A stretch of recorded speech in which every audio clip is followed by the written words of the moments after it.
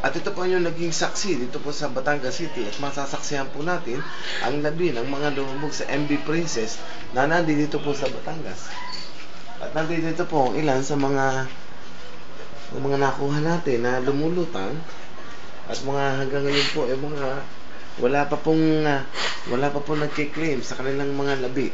At nandito po ang ilang mga biktima na hanggang ngayon po ay pinaghahanapan ng kanilang mga kaanak at biniyat dahil po sa Soho hanggang ngayon po pinaghahanap pa ang kanilang mga kaanak upang malaman kung sino-sino po itong mga nahuling biktima. Sa katunayan po marami po mga nasa sa dagat na hindi pa po nakukuha. Ganun po man po may mga sinabi naman po ng MB Princess na bibigyan daw po nila ng pananagutan daw po nila ang naging trahedya dito sa Batangas City.